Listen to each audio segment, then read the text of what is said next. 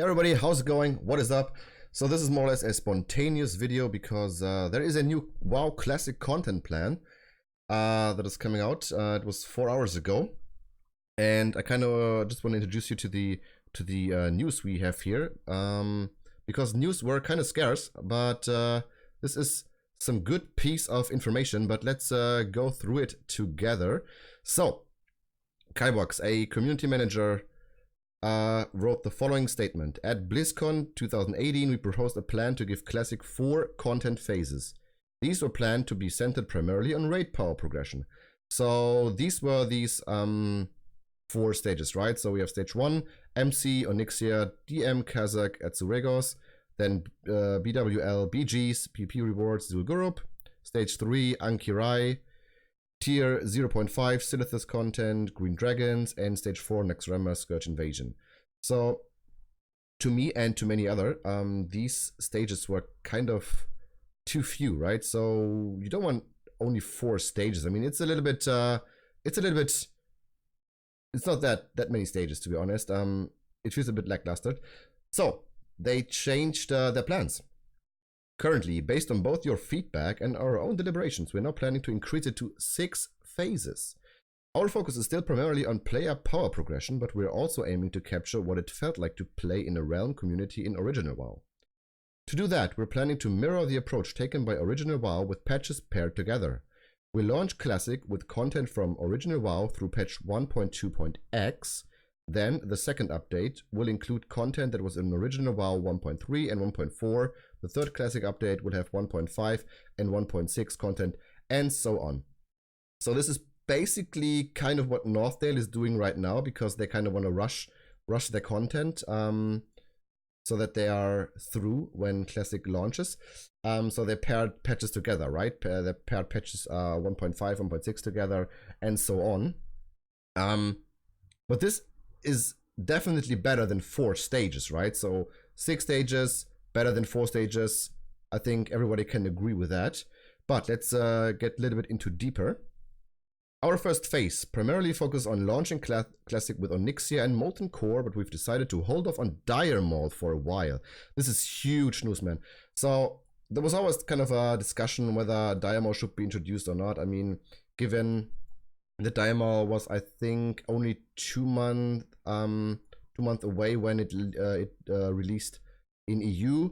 It may not be a bigger deal for EU players, but definitely for NA players. So this is definitely a big deal, and it's so good, man, because the items in Dire Maul, they are so good.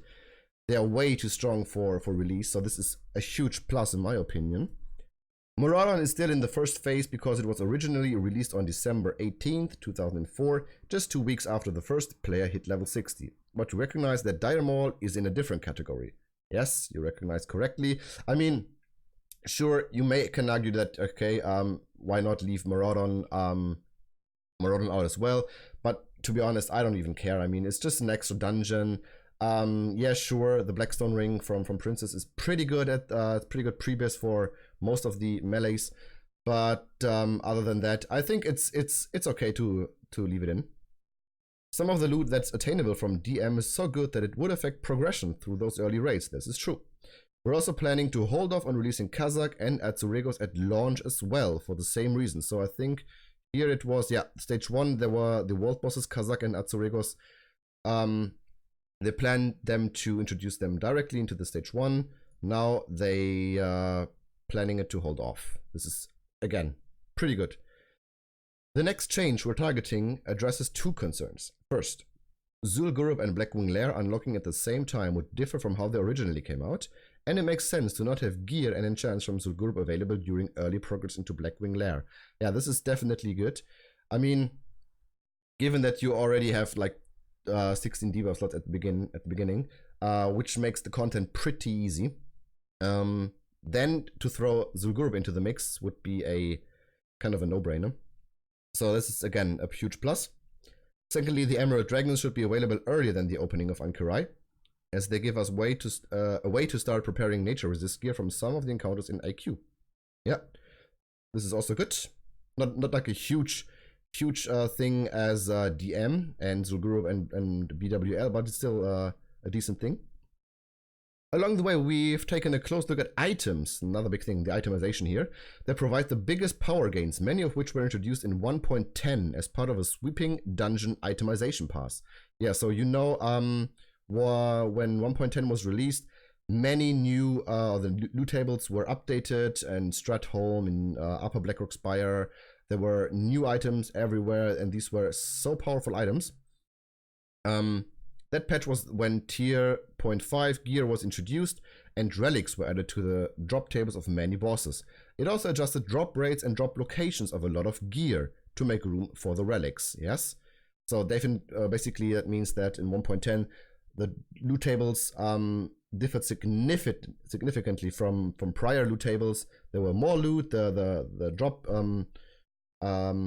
drop rates were also increased for some of these items. So again, it's going in the right direction here. We've gone back and reconstructed many of the most heavily affected drop tables as they existed prior to the 1.10 patch, and we're planning to update the drop tables along the Ankurai war effort. So what that means, they don't say they reconstructed all of these, so don't get too excited here, but it said they reconstructed many of the most heavily affected. This is a big thing, so they're talking about Stratholme, probably also Scholarman's gear that was dropped at the end were really good at the end. They were updated from green to rare items. So this is again huge plus. Prior to the Ankurai unlock, most of the drop rates and locations will look as they did in the patches prior to 1.10, with exceptions. There are lots of little changes made in earlier patches that don't have a big effect on player power, and in those cases we're planning to use the 1.12 drop rates and locations. So it's not like no changes here, right? But I mean, I think we can agree that this is still a huge benefit for players. So we have to see what exactly are these exceptions, if they're really don't increase the player power. But given all these updates on itemization, I think we can assume that it's going in the right direction. One example of the many items we're planning for is Titanic Leggings, which is the world drop that first appeared in 1.10. We can confirm that it will be controlled by the same content unlock that restricts the other 1.10 loot changes, so it doesn't drop, right? Good. And here are now the 6 phases. So we have phase 1, it's the classic launch with MC, Onyxia, and Maraudon.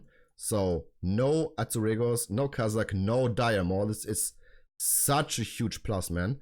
Phase 2, Diamol, Azuregos, and Kazakh. I think this is fine. I think that Blizzard maybe thought that, hey, if you only have like world bosses and DM, it is too little for a complete phase. But it's absolutely not. I mean, it's absolutely not. Diamol has like 4 instances, right? So you're running Diamol left, right, and center. You can also hunt for world bosses, which promotes open PvP as well. So you have plenty of stuff to do. I mean, look at this. How bad is this, man? Stage 1, MC, Onyxia, Diamol. You have everything here, everything.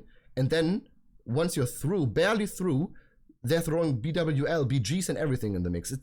No, this is just bad. This is way better. Phase 3, then BWL, and we got the Dark Moon Fair. Again, super good. Not to introduce Zul'Gurub alongside Blackwing Lair. This is would have been such a bad move, man. Would have been such a bad move. I mean, these are iconic instances, right? Even Zul'Gurub is just a 20-man instance. It's just an iconic instance. To give it a whole phase for its own, alongside the Green Dragons, you can throw these in the mix. Yes, it's totally fine. But then again, you have, I mean, when you're in phase 4, you're still going Blackwing Lair, you're going MC, you're going Onyxia, and then you have just another 20-man instance, which is a lot of fun. It's a lot of fun. And also the Green Dragons, right? Some more world bosses. So everything is fine here. Phase 5, I mean, this is a no-brainer. Ankurai war effort begins. Raids open when the war effort dictates. And dungeon loot reconfiguration. So at phase 5 is basically patch 1.10, right? And here it was together with the Green Dragons, but I guess you can, there was now the Green Dragons in the phase 4, so this is definitely fine. here. And phase 6, of course, it's Naxxramas, which is nothing different here. We haven't yet determined exactly when phases 2 to 6 will occur, and PvP content is notably missing from the list above. Yes, they didn't tell anything about Alterac Valley. Is it the old Alterac Valley where you can have like some of these exploits or not? They didn't tell anything about PvP rewards, but I guess it's fine. I mean, this is just a big chunk of information here. I don't need to get everything right out, right? So this is fine. Just give me like a monthly update, 2 to 3 weeks update with little bits and pieces here and there. This is fine.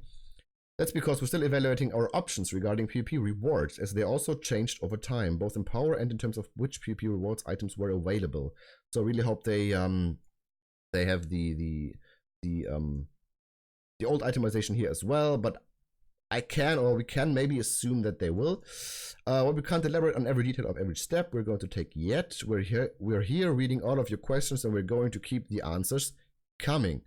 So as again, you can see here, there's much appreciation for these. I like this. I would still like, I mean, this guy is a fucking loser. I would still like tier 1 0.5 on release.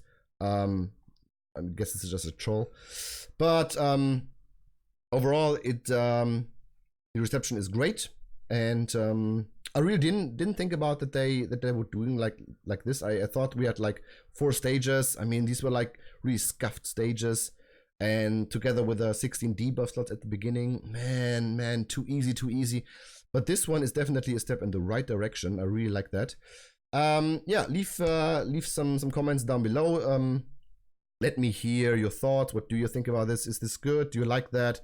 I mean, obviously, if you're a really classic fan, you have to like it, basically. And yeah, I'm somewhat more excited about the launch, man. I mean, I was kind of like in a hole, like I was being buried by negativity here, and I thought maybe it's not even worth playing. There are too many changes, but this is definitely a step in the right direction, and yeah. I feel a little bit more energized now. I mean, I hope the next news that are coming also have some good news here. And yeah, thanks for watching, guys. Have a great day. Take care.